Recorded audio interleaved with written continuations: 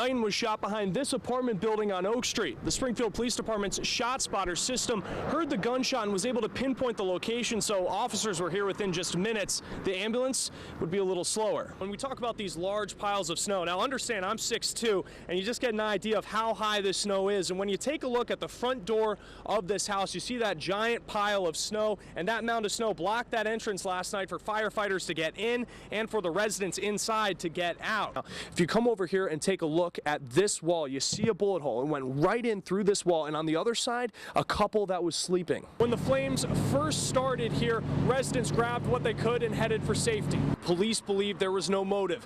These kids beat the man with pipes and bottles just for fun. This is the second murder of the year, and it has some residents on edge, and we'll hear some of their concerns ahead at 6. Now we're live outside police headquarters. Chris Stewart, CBS 3, Springfield.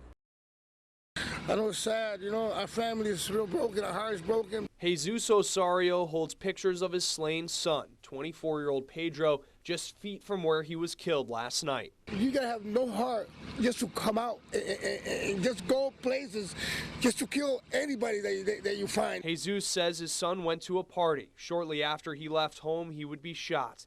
Police found his body outside 40 James Street with a gunshot wound to the chest.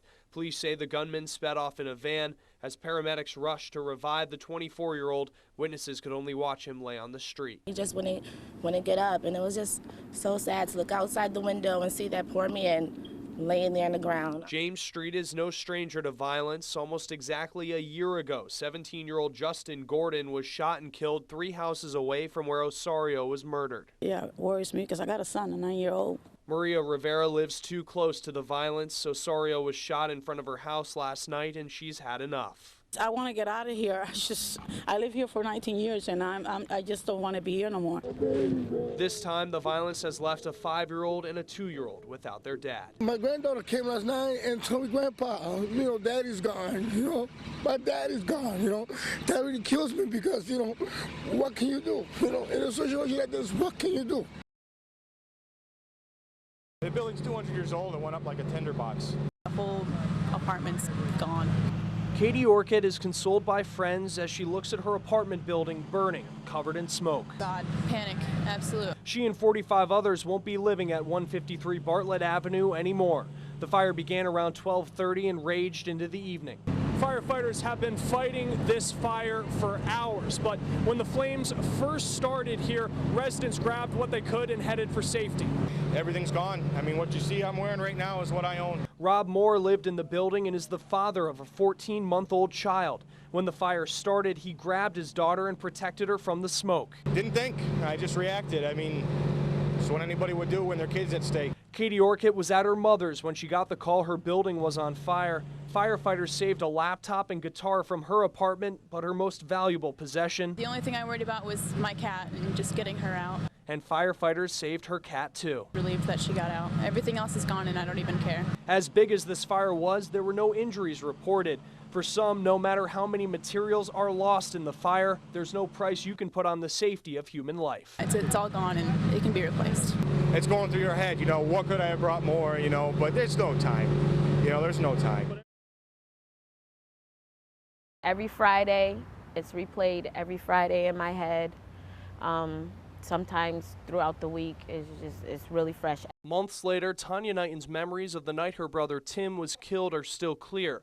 But for the first responders dispatched to save his life, finding him was far from clear. Within minutes of the shooting on August 6th, someone made the call to Springfield's 911 dispatch center. 911, where's your emergency?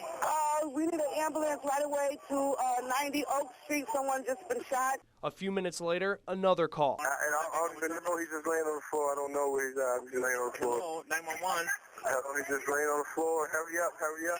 Knighton was shot behind this apartment building on Oak Street. The Springfield Police Department's ShotSpotter system heard the gunshot and was able to pinpoint the location, so officers were here within just minutes. The ambulance would be a little slower. Electric credit line. Hi, Siri. We're going to need you at 90 Oak Street for a victim with gunshot wounds. In the Orchard? Yes. The ambulance was headed to Oak Street in Indian Orchard, but the shooting was 6 miles away on the Oak Street off State.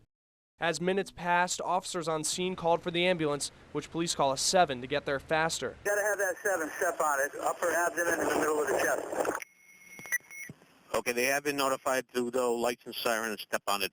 Then, 10 precious minutes after the first 911 call came in, the AMR dispatcher and the Springfield police dispatcher realize the ambulance is on the wrong Oak Street. They're trying to find it. Is there any other intersection or anything? I mean, they're in the area, but for some reason they can't see you guys. Walnut and Oak? We were told the Orchard. Yeah, it is in the Orchard. Okay, there's no cross of Walnut Street in the Orchard. Ray, they're saying that they don't know where it is. She's telling me the Orchard, but she's giving me Walnut Street as a cross. Okay, it's in Springfield. It's in Springfield.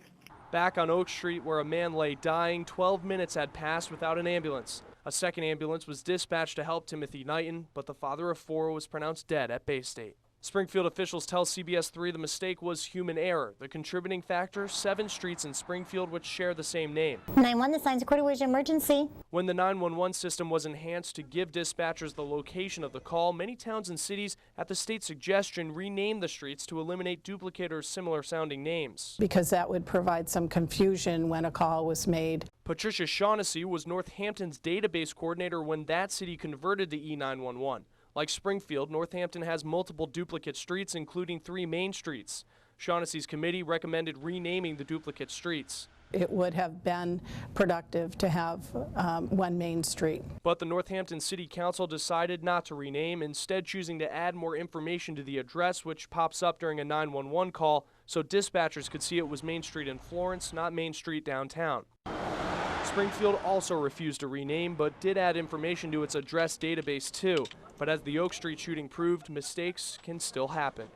Because of that incident, Springfield Police spokesman John Delaney says if there's any confusion over duplicate street names, help is sent to both locations. To solve it, if something comes in regards to a call on Oak Street and there's a confusion, well, we'll dispatch 2 ambulances and 2 cruisers to both parts of the city just to make sure it's covered.